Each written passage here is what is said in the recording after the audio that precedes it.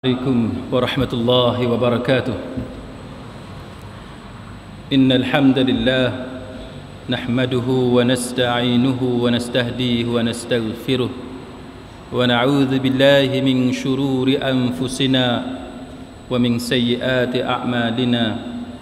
من يهده الله فلا مضل له ومن يضلل فلا هادي له. أشهد أن لا إله إلا الله وحده لا شريك له وأشهد أن محمدا عبده ورسوله. اللهم صل وسلم على محمد وعلى آله وصحبه والتابعين بإحسان إلى يوم الدين وبعد. Rabbi syurah li sadri, wahai Tuhanku, lapangkanlah dadaku ini, wa yassir li amri, dan permudahkanlah urusanku, wahlul 'uqdatam min lisani, dan uraikanlah kekeluhan lidahku, yafqahu qawli, supaya mereka memahami kata-kataku ini. Saudara-saudari, sahabat sahabiah, muslimin muslimat, mudah-mudahan dirahmati dan diberkati oleh Allah Subhanahu wa taala. Pada pagi ini saya akan bercakap tentang tajuk syahid ataupun tidak. Syahid ataupun tidak. Kenapa saya memilih tajuk ini? Kerana dalam masyarakat kita ada beberapa kejadian yang melibatkan terbunuhnya orang-orang Islam dalam rangka mereka mempertahankan nyawa ataupun tanah air ataupun harta benda milik saudara-saudaranya ataupun milik keluarganya. Maka apabila berlaku perkara tersebut, para ulama mempunyai pelbagai pendapat. Maksudnya ialah apa yang akan saya bicarakan pada pagi ini termasuk dalam perkara yang diperselisihkan oleh para ulama. Maka kita berlapang dada dalam hal ini, walau bagaimanapun sebagai satu cara untuk kita belajar ilmu agama, maka saya akan utarakan beberapa perbincangan untuk kita melihat sama ada sikap yang paling baik yang boleh kita ambil berdasarkan nas yang ada. Maka apabila terbunuhnya seseorang Islam itu seperti yang berlaku di beberapa tempat, seperti di Syria ataupun di Mesir, di Palestin dan sebagainya, adakah boleh kita menggelar orang yang meninggal dunia itu akibat dibunuh sama ada oleh tentera musuh yang kafir ataupun dibunuh oleh tentera Islam ataupun pemimpin Islam yang zalim, yang menyeleweng? Apakah boleh kita gelarkan orang Islam yang terbunuh itu sebagai syahid? Maka para ulama mempunyai pandangan yang berbeza tentang sikap itu. Sama ada kita, sebahagian di kalangan mereka mengatakan bahawa kita tidak boleh memanggil mereka atau menggelarkan mereka sebagai syahid, sebagaimana kerap kali kita menyebut Asy-Syahid Imam Hasan Al-Banna ataupun Al-Imam Asy-Syahid Hasan Al-Banna ataupun Asy-Syahid Said Qutb dan sebagainya. Maka sebahagian daripada kita menggunakan perkataan Asy-Syahid di depan orang yang terbunuh itu, manakala sebahagian yang lain tidak membenarkan ataupun tidak bersetuju dengan hal yang sedemikian. Maka inilah yang saya maksudkan sebagai perkara yang para ulama berbeza pendapat tentangnya. Tetapi saya secara peribadi, saya lebih cenderung kepada hujjah yang digunakan pakai oleh para ulama yang mengatakan bahawa syahid itu boleh digunakan, perkataan syahid boleh digunakan kepada orang yang terbunuh dalam keadaan-keadaan yang tertentu. Sidang hadirin mukminin, bila kita sebut perkataan syahid, apakah yang dimaksudkan sebagai syahid? Syahid ni satu perkataan yang berasal daripada bahasa Arab. Dia punya root word dia ialah syahida. Syahida maksudnya bersaksi ataupun hadir. Contohnya saksi kejadian, ataupun dia hadir ataupun dia ada di sesuatu tempat kejadian, maka itu yang dimaksudkan sebagai syahida. Itu dari segi lughah, fil lughatil arabiyyah, itu maksud dia dalam bahasa Arab. Tetapi dari segi istilah, dari segi penggunaan, syahid ini biasanya digunakan untuk menyebut orang yang mati ataupun meninggal dunia di medan jihad dalam rangka mereka menegakkan kalimah Allah Subhanahu wa taala. Sebab itu kita menggunakan perkataan syahid.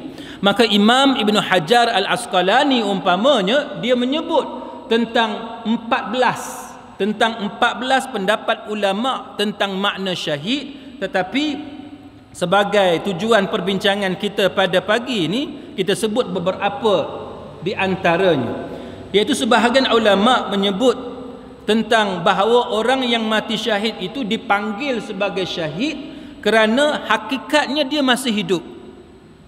Sebab dia masih hidup berdasarkan kepada ayat Al-Quranul Karim. Jangan kamu menyangka orang yang terbunuh pada jalan Allah Ta'ala itu sebagai telah mati, bahkan dia hidup di sisi Tuhannya. Maka Imam Ibn Hajar dalam syarah Sahih Bukhari, iaitu Fathul Bari, dia mengatakan bahawa perkataan syahid itu digunakan kerana orang yang mati dengan sebab terbunuh pada jalan Allah Ta'ala dianggap sebagai masih hidup, seolah-olahnya rohnya menyaksikan, yakni hadir pada ketika itu. Dan ini merupakan pendapat sebahagian fuqaha tentang kenapa kita menggunakan perkataan syahid pada orang yang terbunuh dalam keadaan seperti itu. Itu yang pertama. Yang kedua, dalam Fathul Bari juga Imam Ibn Hajar sebut kerana Allah dan para malaikat bersaksi bahawa dia ahli syurga. Kenapa kita panggil dia syahid? Orang yang mati macam ni kita panggil dia syahid. Sebab apa? Kerana Allah dan malaikat menjadi saksi. Menjadi saksi, syahidah kan? Menjadi saksi bahawa dia adalah ahli syurga. Dan ini adalah pendapat para ulama termasuk Ibnul Ambari. Yang ketiga, tuan-tuan sekalian, kenapa dipanggil syahid? Kerana rohnya keluar. Ketika rohnya keluar, dia menyaksikan bahawa dirinya mendapat pahala yang telah dijanjikan oleh Allah Subhanahu wa taala. Sebab itu kita panggil dia syahid. Yang keempat, kenapa dipanggil dia syahid? Imam Ibn Hajar kata pendapat yang keempat di kalangan para ulama mengatakan bahawa kerana disaksikan bahawa dirinya mendapat jaminan keamanan, yakni dijamin, dilindungi daripada sambaran api neraka. Dia tidak akan disambar, tidak akan diazab oleh api neraka. Dan yang kelimanya, kenapa dipanggil dia sebagai syahid? Kerana sewaktu dia meninggal, tidak ada yang menyaksikan kematian dia itu, ataupun ketika rohnya keluar itu, tidak ada yang menyaksikan peristiwa itu melainkan malaikat rahmat Allah Subhanahu wa taala. Sebab itu mereka dipanggil sebagai syahid. Sidang hadirin mukminin, maka kenapakah saya tidak bersetuju ataupun saya lebih cenderung kepada pendapat ulama yang mengatakan bahawa orang yang mati syahid ataupun mati terbunuh dalam keadaan tertentu kita boleh panggil dia syahid. Dan kenapa saya tidak bersetuju dengan pendapat ulama dan kita berlapang dada dalam soal ini yang mengatakan bahawa kita tidak boleh memanggil mereka syahid? Kerana yang pertamanya, sidang hadirin mukminin, dalam fiqh pengurusan jenazah kita ada dalam satu tajuk, iaitu bagaimana menguruskan jenazah ataupun mayat yang mati syahid. Kita ada bab tu. Tuan-tuan bukalah mana-mana kitab berkenaan dengan fiqh jenazah, kita akan berjumpa dengan satu bab ataupun satu tajuk, iaitu bagaimana menguruskan mayat yang mati syahid pada jalan Allah Ta'ala. Jadi kalau kita tak boleh panggil dia syahid, macam mana kita nak uruskan jenazah dia? Kita kata, oh kita tak boleh panggil dia syahid, maka kita kena mandikan dia, kita kena kafankan dia, sembahyangkan dia sebagaimana jenazah-jenazah yang lain.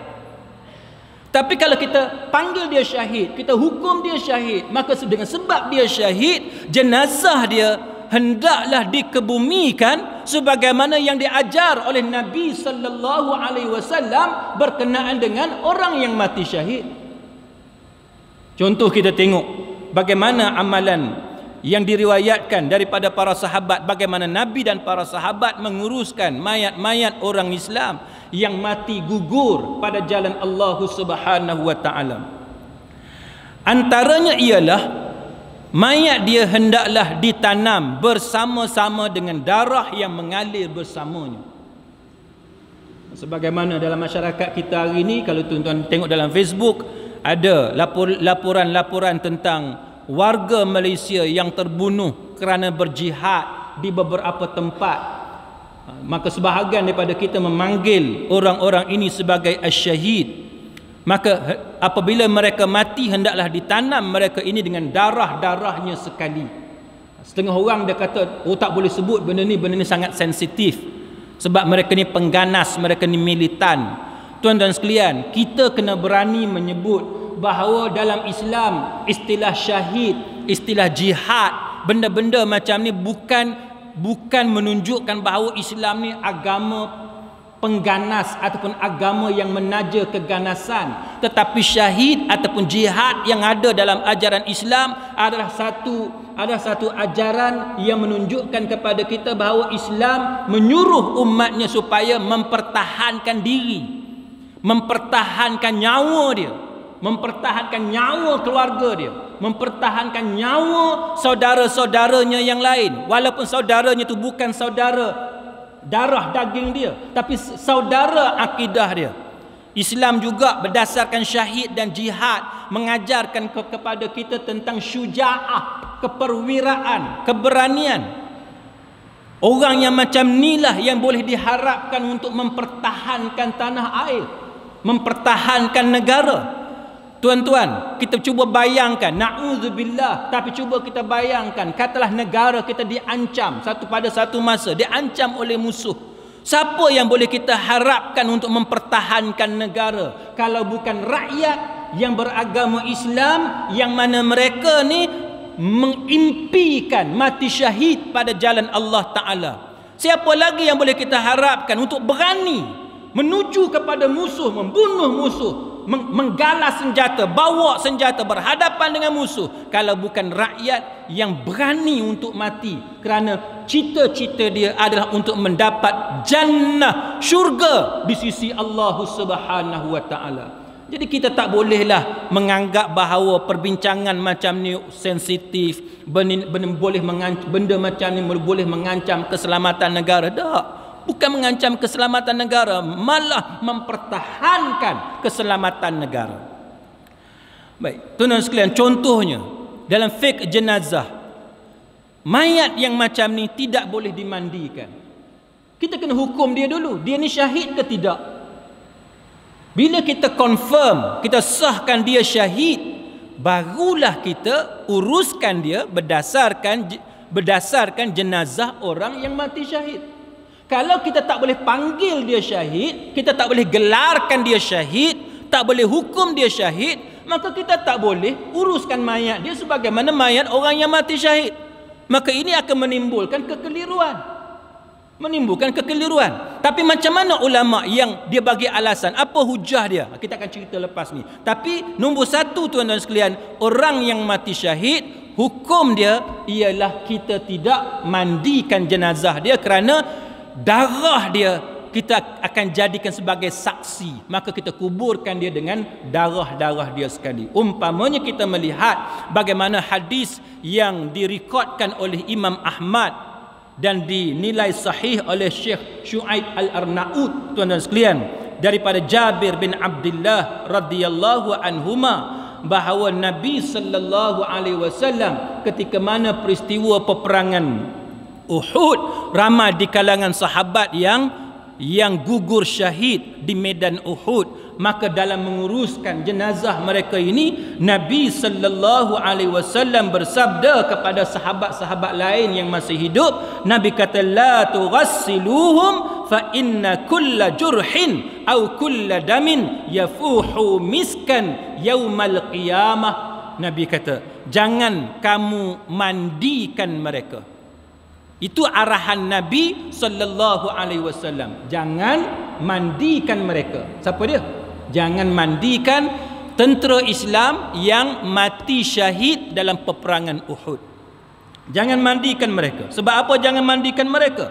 Kerana Nabi kata fa inna kulla jurhin au kulla damin. Nabi kata kerana setiap luka mereka ataupun setiap darah mereka itu menjadi akan mengeluarkan bau harum, mengeluarkan bau harum, bau wangi, minyak misk pada hari kiamat. Maka orang yang macam ni kita disuruh oleh Nabi sallallahu alaihi wasallam jangan mandikan mereka, sebab luka mereka itu ataupun darah mereka itu akan mengeluarkan bau yang harum pada hari kiamat. Itu adalah sunnah daripada Nabi sallallahu alaihi wasallam. Begitu juga tuan-tuan sekalian, dalam Sahih Bukhari disebut bahawa idfinuhum fi dimaihim, kuburkan mereka, kebumikan mereka bersama dengan darah mereka. Maka Jabir mengatakan bahawa maksudnya ialah mereka tidak dimandikan. Maka itu adalah antara perkara yang disuruh oleh Nabi sallallahu alaihi wasallam. Jadi untuk kita apply, untuk kita laksanakan sunnah Nabi ini, maka kita perlu hukum dulu orang tu syahid ataupun tidak. Yang kedua, muslimin muslimat sekalian, antara sunnah yang diajarkan oleh Nabi ialah boleh kita tidak menunaikan solat jenazah ke atasnya. Boleh.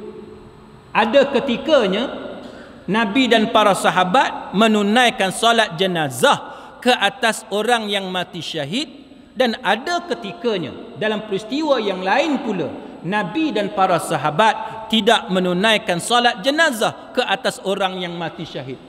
Mati syahid ni dia punya maqam dia, darjat dia sangat tinggi tuan-tuan sekalian, sampai satu tahap tak wajib, tidak menjadi fardu kifayah bagi masyarakat yang ada pada masa tu untuk mendoakan keampunan untuk mereka, kerana maqam mereka, kedudukan mereka di sisi Allah Ta'ala sangat-sangat tinggi.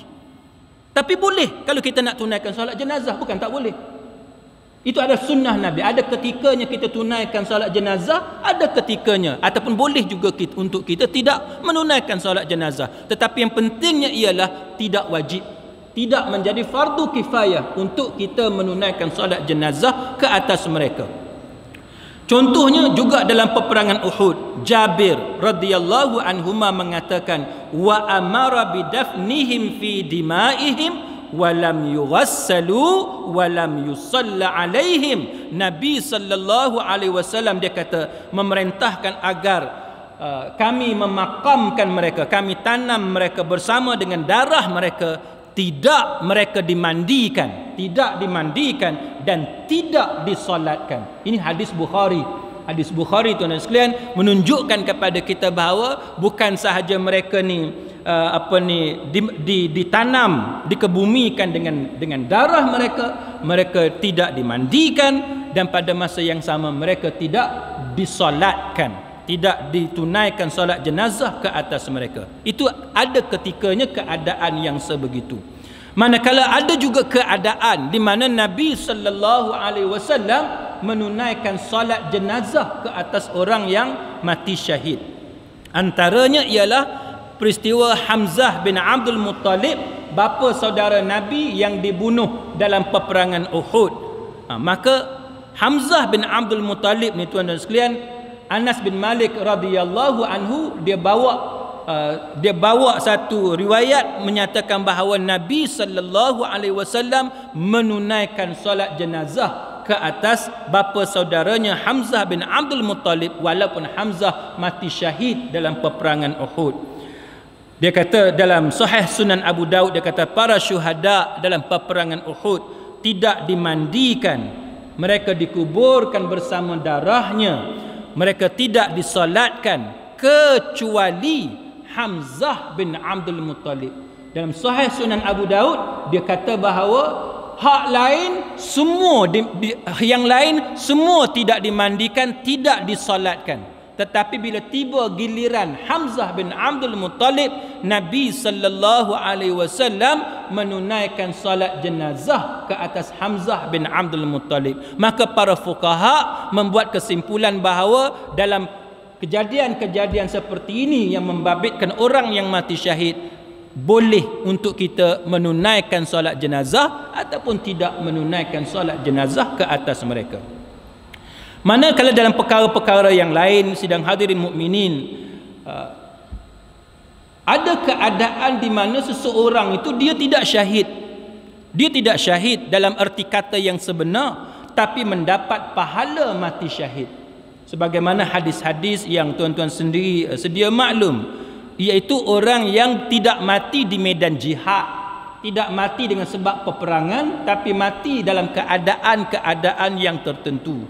Antaranya riwayat daripada Abu Hurairah tentang siapakah syahid menurut kamu semua. Nabi SAW dia tanya kepada para sahabat, syahid ni, yang kata mati syahid ni, mengikut takrif kamu apa dia? Maka yang dijawab oleh para sahabat ialah orang yang mati pada jalan Allah, itulah syahid. Maknanya para sahabat dia faham sebagaimana kita faham bahawa siapa yang mati syahid iaitu orang yang mati pada jalan Allah Ta'ala fi sabilillah. Tapi Nabi jawab, tuan-tuan sekalian, dia kata bahawa iaitu orang yang mati syahid di kalangan umatku hanyalah sedikit. Lalu para sahabat tanya, siapakah mereka wahai Rasulullah?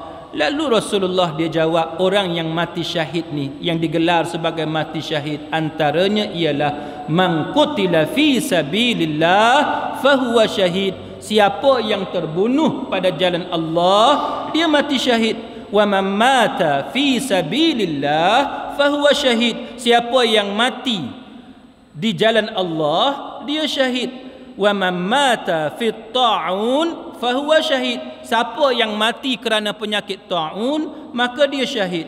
Wa man mata fil batni fahuwa syahid. Siapa yang mati kerana masalah perut dia, kerana sakit perut, maka dia syahid. Wal ghariqu syahid. Dan Nabi kata, siapa yang mati sebab dia lemas, sebab dia tenggelam, maka dia syahid. Ini hadis Imam Muslim. Tuan-tuan sekalian, jadi itu antara beberapa perkara lain yang disebut oleh Nabi sallallahu alaihi wasallam, termasuk apa yang disebut oleh Imam Bukhari, yang diriwayatkan oleh Imam Bukhari dalam sahihnya, man qutila duna malihi fahuwa syahid. Siapa yang terbunuh kerana membela hartanya, maka dia syahid. Dan banyak lagi pengkelasan ataupun klasifikasi yang lain menunjukkan bahawa selain daripada mati terbunuh pada jalan Allah Ta'ala itu, ada mati lain walaupun dia tidak syahid, tapi dia dihukum sebagai mendapat pahala seperti orang yang mati syahid. Jadi sidang hadirin mukminin, sekarang kita nak tengok kenapakah sebahagian ulama mempertahankan bahawa boleh kita panggil orang ni mati syahid. Ni yang terbaru ni, Ustaz Lutfi, okay. Kita nak panggil dia asyahid ataupun tidak. Kita tengok apa yang berlaku kepada Imam Hasan Al-Banna, nak panggil dia asyahid ataupun tidak. Sayyid Qutub, nak panggil dia asyahid ataupun tidak. Maka sidang hadirin mukminin, kalau kita lihat kepada sikap yang diambil oleh ulama-ulama yang faham tentang sunnah yang dibawa oleh Nabi sallallahu alaihi wasallam, seperti Imam Az-Zahabi yang karang satu kitab yang terkenal, Siyar A'lam An-Nubala. Kalau tuan-tuan tengok bagaimana sikap yang diambil oleh Imam Az-Zahabi sendiri, tuan-tuan sekalian, Imam Az-Zahabi dia guna gelaran Asy-Syahid. Dia guna gelaran Asy-Syahid. Contohnya kematian Al-Musta'sim Billah, kematian Khalifah Al-Musta'sim Billah di Baghdad, Khalifah Islam yang terakhir apabila Tatar Mongol datang serang Baghdad. Ibnu Al-Qami yang merupakan seorang munafik yang memperdayakan Khalifah Al-Musta'sim Billah supaya mengurangkan bilangan tentera. Sebabnya Ibnu Al-Qami dia bercita-cita untuk ambil alih tampuk pemerintahan Khalifah Al-Musta'sim Billah. Dia kata, buat apa kita ada tentera yang begitu ramai sedangkan kerajaan Islam sekarang ni sangat kuat. Dengan gaji yang terpaksa kita bayar kepada tentera-tentera berkenaan. Sebahagian riwayat mengatakan bahawa tentera Islam pada zaman pemerintahan Khalifah Al-Musta'sim Billah pada masa itu mempunyai kekuatan 100,000 orang.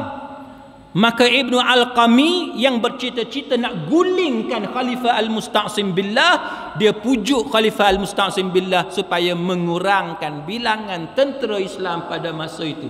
Sedangkan dalam kepala dia, niat dia supaya tentera Islam sedikit, tentera Islam jadi lemah dan senang untuk Tatar, Mongol serang Islam pada masa itu, kerajaan Islam pada masa itu.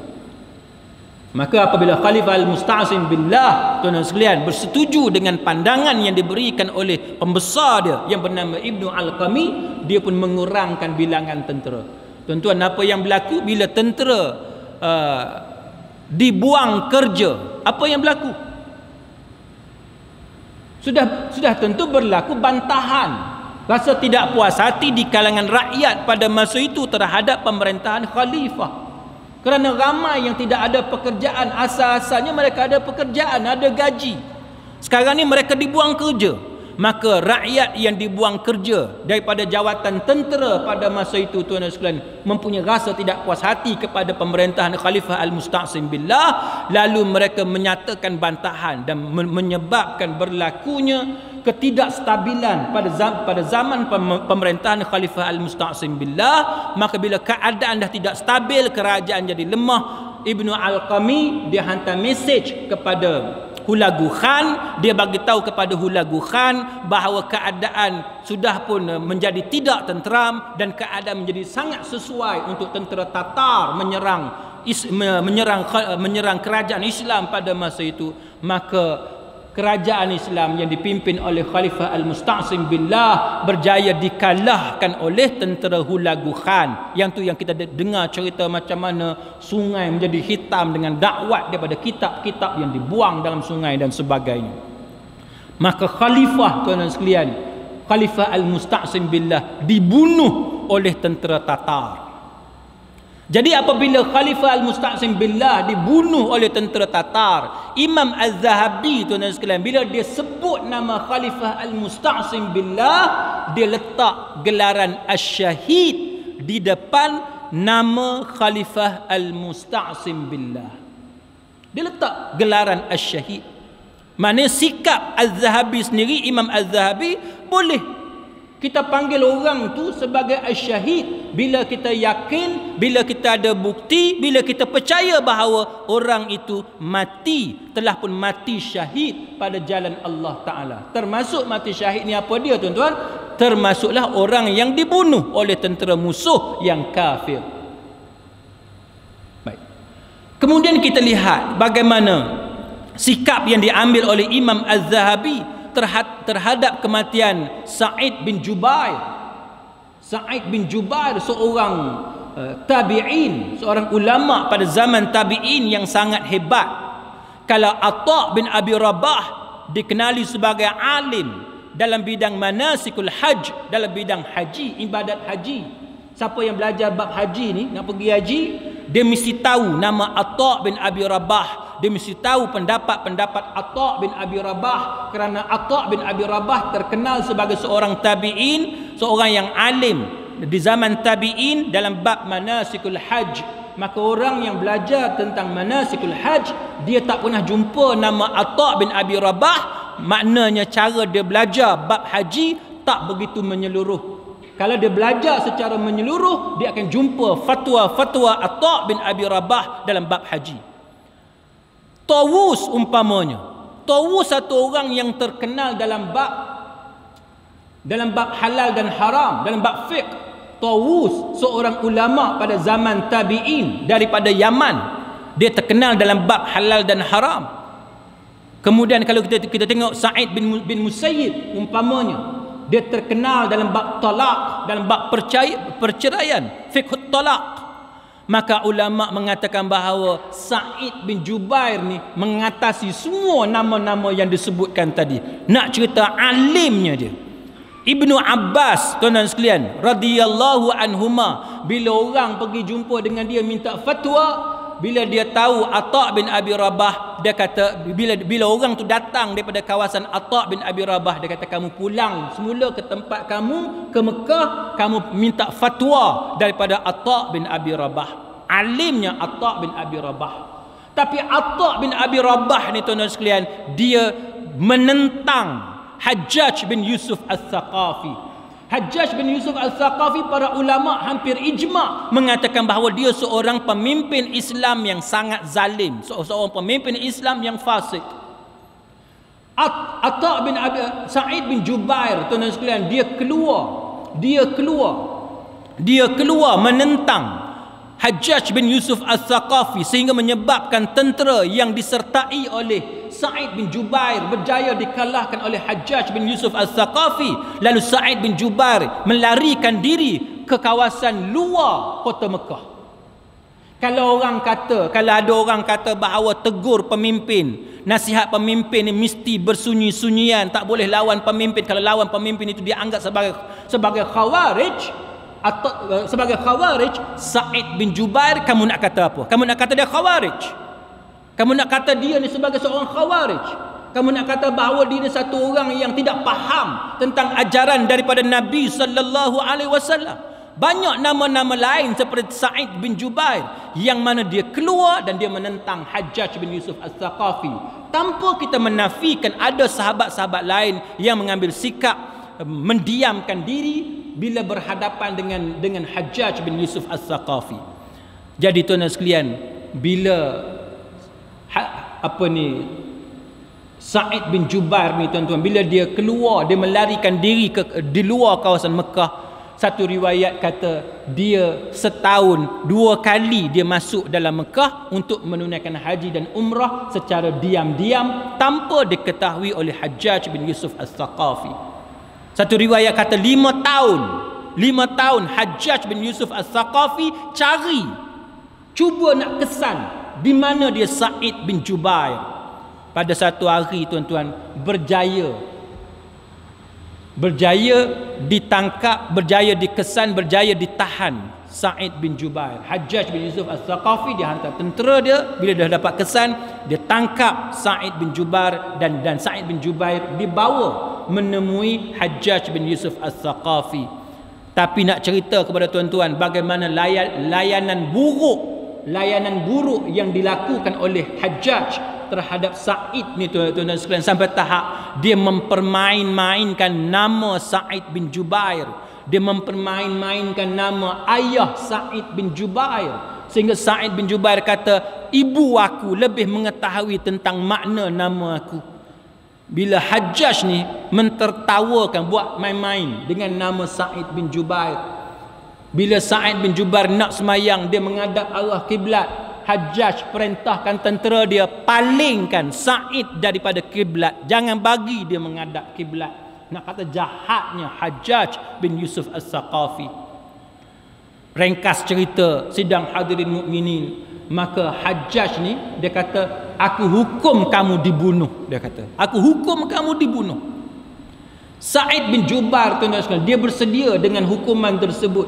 Dia berdoa kepada Allah Ta'ala supaya Allah Ta'ala jadikan dia sebagai orang terakhir yang dibunuh oleh Hajjaj bin Yusuf Al-Thaqafi. Dan berdasarkan riwayat sejarah menunjukkan bahawa doa yang dipanjatkan oleh Sa'id bin Jubair adalah doa yang makbul, doa yang mustajab, diperkenankan oleh Allah Subhanahu wa Ta'ala. Apabila riwayat sejarah ada yang mengatakan bahawa apabila Sa'id bin Jubair dibunuh oleh Hajjaj hanya boleh hidup 15 hari sahaja. Manakala riwayat yang lain kata lebih sedikit daripada 15 hari. Bila dibunuh Sa'id bin Jubair, tuan-tuan sekalian, Hajjaj ni dia semua mimpi dia mimpi buruk, termasuk mimpi berjumpa dengan Sa'id bin Jubair, termasuk mimpi bagaimana dia mimpi Sa'id bin Jubair tarik kaki dia, tak benarkan dia tidur, sehingga akhirnya Hajjaj mati dalam keadaan menderita. Itu antara mustajabnya doa Sa'id bin Jubair. Sidang hadirin mukminin, Sa'id bin Jubair ni, Az-Zahabi bila dia sebut nama Sa'id bin Jubair, dia letak gelaran apa di depan? Dia panggil Asy-Syahid. Dia panggil Asy-Syahid Sa'id bin Jubair. Sebab itu tuan-tuan sekalian, maka kita mengatakan bahawa orang yang alim, orang yang faham tentang sunnah Nabi seperti Imam Az-Zahabi pun dia berpendapat bahawa boleh kita memanggil orang itu dengan nama dengan panggilan Asy-Syahid. Termasuk Imam Ibn Taymiyah sendiri. Imam Ibn Taymiyah dia menggunakan gelaran Asy-Syahid, termasuk orang yang mati ketika pelayaran. Bila orang tu naik kapal berlayar tengah laut, lepas tu kapal dia tenggelam. Bila kapal dia tenggelam, ada orang minta fatwa kepada Imam Ibn Taymiyah tentang orang yang mati macam tu macam mana. Maka Imam Ibn Taymiyah kata, kalau dia mati, masa dia mati dalam perjalanan dia nak pergi berniaga tu, dia tidak buat benda-benda maksiat secara terang-terangan, tiba-tiba kapal dia tenggelam dan dia mati lemas, maka Ibn Taymiyah kata orang itu adalah mati syahid. Ibn Taymiyah sendiri, tuan-tuan sekalian, satu orang yang dengan tegas mengatakan bahawa orang yang mati mengikut kriteria yang disebut dalam hadis-hadis Nabi itu dianggap sebagai, dihukum sebagai orang yang mati syahid. Sidang hadirin mukminin, kemudian kita tengok banyak lagi lah bagaimana alasan-alasan yang disebut oleh para ulama berkenaan dengan orang yang mati syahid. Termasuklah kita tengok Al-Malik Al-Kamil ataupun Al-Sultan Al-Kamil, yang mana dia ini disebut sebagai, dikenali sebagai Asy-Syahid Nasiruddin Muhammad bin Malik Al-Muzaffar. Dia dibunuh oleh tentera Tatar. Dia juga dipanggil sebagai Asy-Syahid oleh Az-Zahabi. Dan begitu juga yang berlaku kepada Syekh Najmuddin Al-Kubra, yang disebut sebagai Syekh Khurasan. Syekh Khurasan ini juga digelar sebagai Asy-Syahid oleh Imam Az-Zahabi, dan banyak nama-nama lain yang dihukum sebagai syahid oleh Imam Az-Zahabi. Baik, sekarang timbul persoalan, apakah punca yang menyebabkan sebahagian ulama berpendapat bahawa tak boleh kita bagi gelaran Asy-Syahid? Sebab apa tak boleh bagi gelaran Asy-Syahid? Maka jawapannya, kenapa sebahagian ulama berpendapat bahawa tak boleh kita panggil dia syahid? Sebabnya ialah tulisan Imam Bukhari dalam sahih dia. Imam Bukhari dalam sahih Bukhari, tuan-tuan sekalian, dia ada satu bab yang dia tulis, bunyi dia bab la yaqulu fulanun syahid. Bab pada menyatakan tak boleh kita gelarkan seseorang tu sebagai syahid. Siapa yang kata ni? Imam Bukhari. Imam Bukhari kata satu bab dia, satu chapter dia, la yaqulu fulanun syahid. Kita tak boleh panggil satu orang lelaki ataupun satu orang fulan sebagai syahid. Jadi sidang hadirin mukminin, apabila Imam Bukhari dia tulis perkataan tak boleh panggil, tak boleh gelarkan orang tu sebagai mati syahid, menyebabkan sebahagian fuqaha mengatakan bahawa kita tak boleh panggil syahid kepada seseorang itu kerana hanya Allah Subhanahu wa taala yang mengetahui. Tapi kalau kita tengok kepada syarah Sahih Bukhari, iaitu Fathul Bari, dalam hasyiah yang ditulis oleh Imam Ibn Hajar Al-Asqalani, kalau tuan-tuan tengok dalam hasyiah safhah muka surat 106, Imam Ibn Hajar sebut dalam hasyiah dia kata qauluhu, yakni pendapat ataupun kata-kata Imam Bukhari, bab la yuqalu fulanun syahid, bab iaitu tak boleh kita bagi gelaran dekat seseorang tu, kita panggil seseorang tu sebagai syahid. Dia kata apa? Imam Ibn Hajar kata maksud Imam Bukhari ialah ala sabilil qat'i, maknanya kita tak boleh kata secara jazam, kita tak boleh kata secara putus, secara muktamad, tak boleh. Kita kena ada reservation, kena reserve bahawa yang syahid ni yang tahu hanyalah Allah Ta'ala sebenarnya. Tapi kita sebagai manusia yang nak hukum orang tu atas dunia, kita, tuan-tuan sekalian, kita berpegang kepada hadis nahnu qaumun nahkumu bizawahir wallahu yatawalla bis-sarair. kita hukum orang ni berdasarkan kepada yang zahir. Benda yang zahir, benda yang kita nampak, yang ada bukti depan kita, fakta yang ada depan kita. Yang mana tak tahu yang tersembunyi, kita serah kepada Allah Subhanahu wa taala. Malah dalam hadis-hadis Nabi pun, tuan-tuan sekalian, termasuk dua hadis, ada berapa? Dua hadis yang disebut oleh Imam Bukhari, tuan-tuan sekalian, untuk dia isi pada bab la yuqalu fulanun syahid, tak boleh panggil orang tu sebagai syahid. Hadis yang digunakan oleh Imam Bukhari langsung tidak ada larangan daripada Nabi sallallahu alaihi wasallam untuk halang kita daripada panggil orang tu syahid. Yang ada hanyalah peristiwa di mana sahabat-sahabat dia lalu di kalangan mayat-mayat orang yang mati syahid ni, dia kata yang ni syahid, yang ni syahid, yang ni syahid. Sampai dekat satu orang, bila sahabat kata yang ni syahid, Nabi kata tak, dia tu ahli neraka. Dia tu ahli neraka. Maka bila dia ahli neraka, maka sebab tu Imam Bukhari kata kita tak boleh dengan mengikut komen Imam Ibn Hajar, kita tak boleh kata secara muktamad. Cuma kita boleh hukum secara zahir. Sebabnya di hari akhirat nanti benda lain nak berlaku, terserah kepada Allah Ta'ala. Macam kita sekarang, tuan-tuan semayang subuh kan, semayang subuh ni kerja orang baik ke kerja orang jahat? Kerja orang baik. Maka kita hukum siapa yang semayang subuh, siapa yang semayang zuhur, siapa yang jaga semayang 5 waktu sebagai orang yang baik, sebagai orang Islam. Tapi sama ada dia benar-benar Islam, benar-benar mukmin ataupun tidak, Allahu a'lam. Allah sahaja yang lebih mengetahui.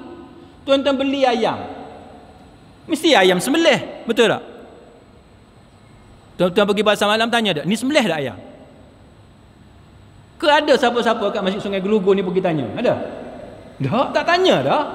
Kita tengok muka dia orang Islam, kita beli dengan anggapan dan kepercayaan bahawa dia orang Islam, dia sembelih ayam tu. Tapi mana tuan-tuan tahu secara pasti, secara jazam dia sembelih? Tahu tak? Kita tak tahu. Dia mungkin orang jahat, terutamanya budak-budak kita tengok rambut ada ekor, dia ikat belakang ekor dia kan. Ada kemungkinan budak yang macam tu, walaupun dia Islam, dia pergi ambil ayam accident ke ayam curi dan sebagainya, kita pun tak tahu. Tapi itu bukan urusan kita, kita hukum pada zahir.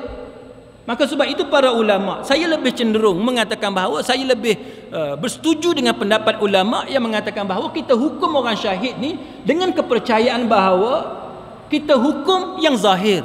Tapi yang sebenarnya apa yang berlaku di hari akhirat nanti hanyalah Allah Subhanahu wa taala yang lebih mengetahui.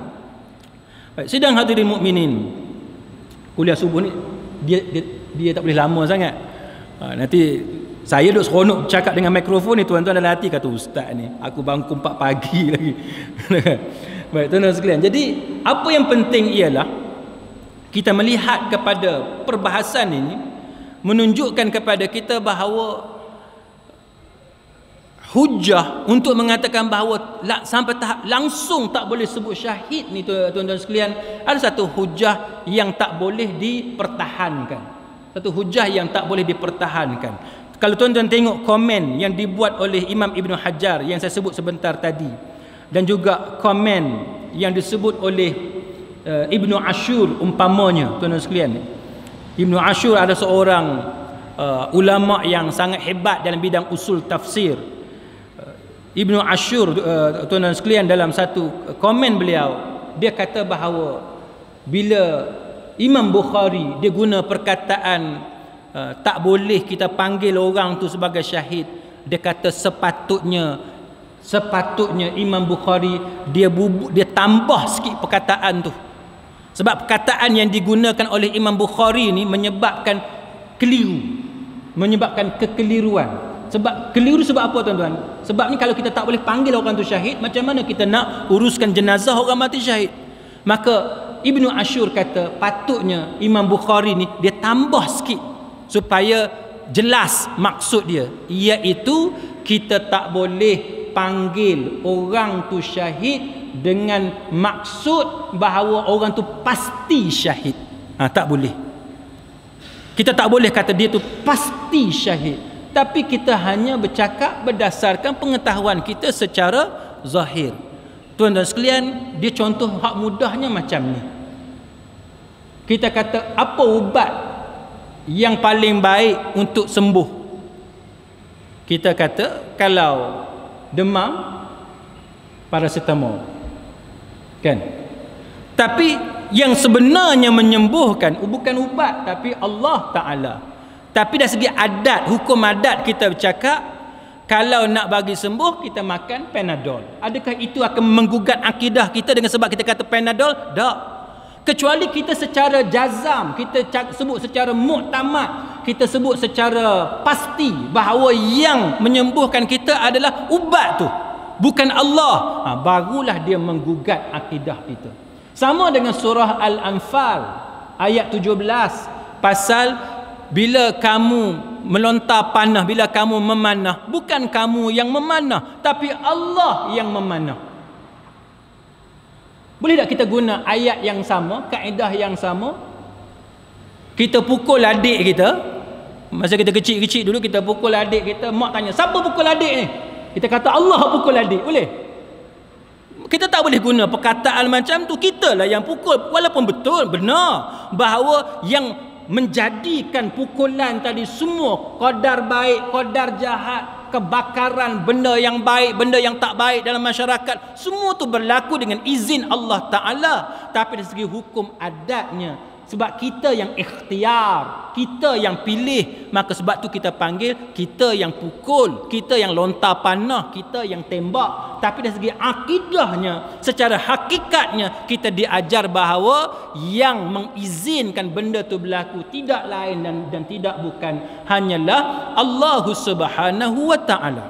Samalah juga dengan kejadian-kejadian yang lain, sidang hadirin mukminin, semuanya dengan izin daripada Allah Subhanahu wa Ta'ala. Jadi sidang hadirin mukminin, sebagai kesimpulan kepada kuliah subuh kita pada pagi ini, maka saya ingin mengajak tuan-tuan sekalian supaya setiap kali kita membincangkan isu-isu yang berkaitan dengan orang-orang Islam, maka kita hendaklah melihat kepada pandangan-pandangan ulama yang berasaskan kepada dalil-dalil yang jelas. Dan benda-benda yang macam ni, sidang hadirin mukminin, seperti soal mati syahid, walaupun bagi setengah orang dia anggap itu sebagai sangat-sangat sensitif, sehingga kan seperti mana yang berlaku di Syria dan sebagainya. Pada pandangan peribadi saya, tuan-tuan, kalau sampai sekarang kita anggap benda tu sensitif, kita tak boleh bercakap, nanti takut kena soal siasat dan sebagainya. Bagi saya, tuan-tuan sekalian, kalau kita didik masyarakat supaya sentiasa takut dengan benda-benda macam ni, akan tiba satu masa generasi kita menjadi generasi pengecut, generasi penakut. Saya tidak ada masalah dengan sahabat-sahabat kita yang pergi berjuang di Syria dan sebagainya, walaupun setengah orang dia cuba keep distance, dia cuba jauhkan diri dia daripada kumpulan macam ni. Tetapi bagi saya, tuan-tuan sekalian, bila kita melihat bagaimana kezaliman yang dilakukan oleh rejim Bashar dan sebagainya di beberapa tempat dalam dunia ni, kezaliman kerajaan-kerajaan, walaupun dia tu orang Islam, tapi dia tu zalim, tuan-tuan sekalian. Pada pendapat peribadi saya, tuan-tuan sekalian, kita sepatutnya menghargai orang yang sanggup korbankan kehidupan dia di sini dan pergi ke tempat-tempat tersebut, mengorbankan diri dia semata-mata kerana mempertahankan nyawa orang yang tidak bersalah daripada kekejaman manusia yang zalim, yang tidak peduli tentang hukum hakam Allah Ta'ala. Moga-moga orang yang seperti ini dikurniakan sebaik-baik ganjaran syahid di sisi Allah Subhanahu wa Ta'ala. Semoga orang seperti ini, tuan-tuan sekalian, dengan keikhlasan yang dia ada, dengan kejujuran yang dia ada, Allah Ta'ala memberikan balasan yang sebaik-baiknya. Ada orang, tuan-tuan sekalian, kecenderungan sekarang dia cuba berhati-hati, dia mengatakan bahawa kita sebut insya-Allah syahid. Tapi bagi saya, tuan-tuan sekalian, kita hormati pandangan-pandangan seperti ini, pandangan ustaz-ustaz kita yang lain dan sebagainya. Tapi pandangan saya, tuan-tuan sekalian, kalau kita tengok daripada zaman para sahabat yang dididik oleh Nabi sallallahu alaihi wasallam, zaman para tabi'in, mereka tak pernah sebut insya-Allah syahid. Mereka tak sebut insya-Allah syahid.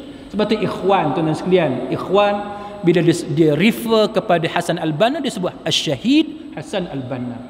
Bila disebut Sayyid Qutb, disebut Asy-Syahid Sayyid Qutb. Bunyinya seperti itu. Kalau kita larang, tak boleh sebut Asy-Syahid. Sebab kita mana tahu dia Asy-Syahid. Kalau macam tu tuan-tuan, sama juga tuan-tuan tak boleh sebut Imam Syafi'i rahimahullahu ta'ala. Macam mana tuan-tuan tahu Imam Syafi'i dirahmati oleh Allah? Tuan-tuan tak tahu secara pasti. Kita tak tahu secara pasti, tapi kita percaya bahawa Imam Syafi'i orang yang baik. Maka kita menyebut rahimahullahu ta'ala sebagai cara mendoakan Imam Syafi'i.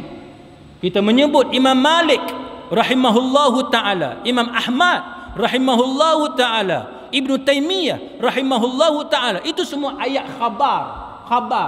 Kita bukan kata dia tu pasti dapat macam tu. Sebagaimana kita sebut almarhum, kan? Ada kawan-kawan kita meninggal dunia, kita sebut almarhum. Pemimpin kita meninggal dunia, kita sebut almarhum.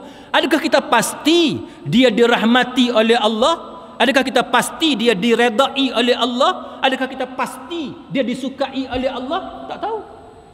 Kita tak tahu. Tapi kita menyebut almarhum, kita sebut Allahu yarham, kita sebut rahimahullahu ta'ala. Sebabnya ialah itu adalah kepercayaan kita, keyakinan kita berdasarkan hak mana kita nampak. Kita nampak Imam Syafi'i sebagai ulama muktabar, orang yang soleh, maka kita percaya dia orang yang baik. Di sisi Allah Ta'ala, hanya Allah Ta'ala yang lebih mengetahui. Sama sebagaimana ulama-ulama yang lain, kita sebut Albani rahimahullahu ta'ala, Syekh Atiyah Soqar rahimahullahu ta'ala, kita sebut Syekh Ali Jum'ah rahimahullahu ta'ala, Wahabah Az-Zuhaili, Yusuf Al-Qaradawi hafizahullah dan sebagainya. Macam mana kita tahu orang ni dijaga, dilindungi oleh Allah? Hafizahullah. Macam mana kita tahu? Kita tak tahu. Tapi kita sebut sebagai cara mendoakan mereka. Tapi yang pastinya hanyalah Allah Subhanahu wa taala. Jadi muslimin muslimat sekalian, mudah-mudahan adalah keberkatan, adalah manfaat, pahala di sisi Allah Ta'ala. Kita mohon supaya semua yang kita lakukan ini dikira sebagai amalan saleh yang diterima oleh Allah. Aku qauli hadza wa astaghfirullahal azim li wa lakum. Wassalamu alaikum warahmatullahi wabarakatuh.